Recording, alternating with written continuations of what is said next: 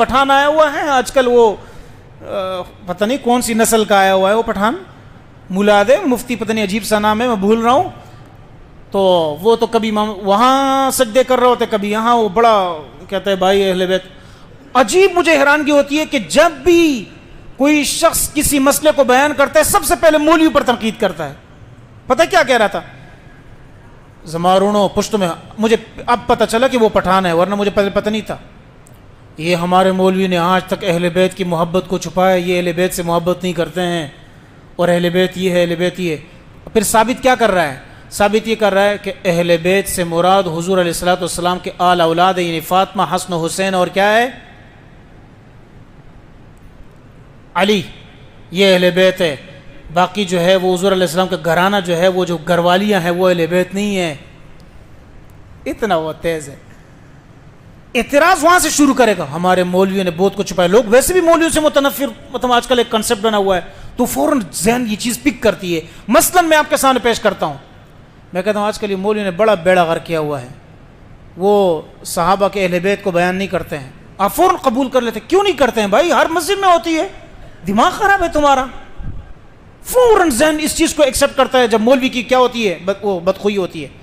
تو وہ کہہ رہا تھا کہ اہل بیت سے مراد یہ ہے کہ حضور کے آل اولاد ہے. بالکل آل اولاد ہے، حضور کے آل اولاد. لیکن ایک بات بتا دوں، بڑا غلط کہہ رہا تھا.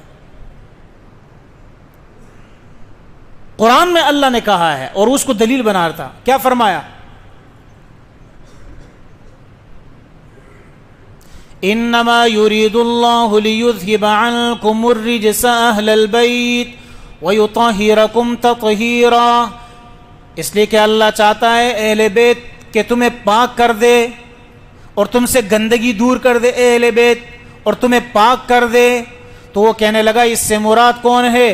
حسن و حسین ہے، فاطمہ علی ہے. میں نے کہا تم گستاخی کی طرف آ رہے ہو، اگرچہ بعض حضرات نے اس سے یہ مراد لیے ہیں، لیکن میں کہتا ہوں اس سے مراد حضور کے ازواج مطہرات ہے. کیونکہ پہلا اشارہ بھی معارف القرآن میں حضرت مفتی شفیع صاحب نے بھی لکھا، اور آسان ترجمہ قرآن میں مفتی تقی عثمانی صاحب نے بھی لکھا کہ یا نساء النبی سے دلیل یہ ہے کہ حضور کی گھروالیاں مراد ہے. آگے جو آیت وَاذْكُرْنَ مَا يُتْلَى فِي بُيُوتِكُنَّ مِنْ آیَاتِ اللَّهِ وَالْحِکْمَةِ، اپنے گھروں میں اللہ کا ذکر کرو. وَاذْكُرْنَ کا اشارہ مؤنث کا ہے، اور مؤنث سے مراد یہ ہے کہ یہ اہل بیت کی طرف کون مراد ہے؟ ازواج مطہرات مراد ہے. میں تیسری دلیل دوں گا، بڑی عجیب دوں گا، اور وہ یہ کہوں گا کہ اللہ یہ فرما رہے اے ازواج مطہرات، اللہ تبارک تم نے حضور علیہ الصلوۃ والسلام سے مطالبہ یہ کیا کہ ہمیں نان نفقہ زیادہ کر دو، ہمارا خرچہ بڑھاؤ، یہ کر دو وہ کر دو. تھوڑا سا حضور علیہ الصلوۃ والسلام کو اس پہ محسوس ہو گیا ہے، لہٰذا حضور اللہ نے کیا فرمایا؟ یا نساء النبی ان کنتن تریدن الحیاۃ الدنیا وزینتها فتعالین امتعکن واسرحکن سراحا جمیلا. اے نبی اپنی گھر والیوں کو کہو اگر تمہیں دنیا کی زینت چاہیے تو آ جاؤ، میں تمہیں کچھ دے دوں گا اور تمہیں اس فارغ کر دوں گا. اور اگر تم ان کنتن تریدن اللہ ورسولہ والدار الآخرہ فإن اللہ اعد للمحسنات منکن اجرا عظیما، اگر تمہیں آخرت کی زندگی چاہیے، نبی کا ساتھ چاہیے، تو پھر کیا ہے؟ تم اللہ کے نبی کو تنگ مت کرو، مطالبے زیادہ مت کرو ان سے. فائنانشلی طور پہ مسائل ہوں گے، حضور کو تنگ مت کرو. کیوں؟ ومن یقنت منکن للہ ورسولہ وتعمل صالحا نؤتها اجرها مرتين واعتدنا لها رزقا کریما. یا نساء النبی لستن کاحد من النساء، اے نبی کی بیویوں تم عام عورتوں کی طرح نہیں ہو. یا نساء النبی لستن کاحد من النساء ان اتقیتن فلا تخضعن بالقول، اپنی آواز کو اونچا مت کرو، اور فلا تخضعن بالقول فیطمع الذی فی قلبہ مرض وقلن قولا معروفا وقرن فی بیوتکن، اور اپنے گھروں میں رہو. یہ ساری تعریفات کس کی چلی؟ ازواج مطہرات کی چلی. حضرت عائشہ رضی اللہ عنہا آئی، اے اللہ کے رسول میں آپ کو قبول کرتی ہوں،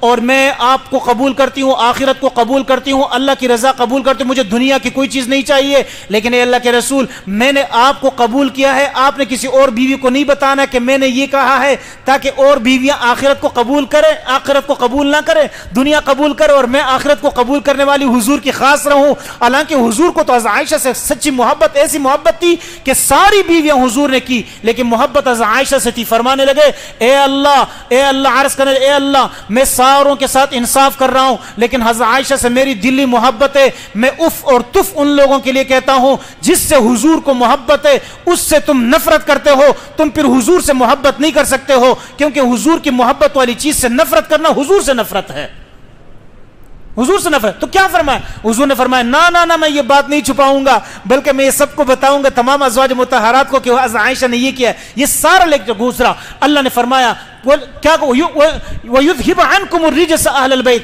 اے اہل بیت، تاکہ اللہ اس تمام چیزوں کو تم سے دور کرے کہ تمہارے دل میں دنیا کی کوئی چیز پیدا ہو گئی حضور سے مطالب دور کر دے، دور کر دے، دور کر دے۔ بتائیں ہمارا تو یہ موقف ہے کہ اللہ کے نبی صلی اللہ علیہ وسلم کے اہل بیت اور ہے، آل بیت اور ہے۔ اہل اور آل میں فرق یہ ہے کہ اہل کی کوئی چیز ان کے دنیاوی چیزیں ہو تو اللہ ان کو پاک کر دیتا ہے، اور آل رسول یعنی حسن حسین فاطمہ علی وہ ہے کہ ان کو پاک کرنے کی ضرورت نہیں، اللہ نے ان کو پہلے سے پاک بنا دیا ہے۔ اب بتاؤ تمہارا موقف ٹھیک ہے یا ہمارا موقف ٹھیک ہے؟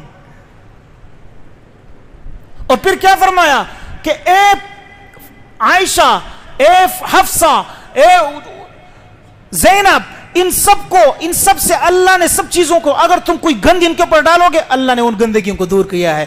اللہ کو معلوم ہے کہ یہ سب کچھ لوگ آئیں گے اور حضرت عائشہ پر یہ کہیں گے، حضرت فاطمہ پر یہ، حضرت جو ہے زینب پر یہ کہیں گے، یہ چیزیں لگائیں گے۔ اللہ نے پہلے سے ازواج مطہرات کی پاکی کا بیان کر دیا۔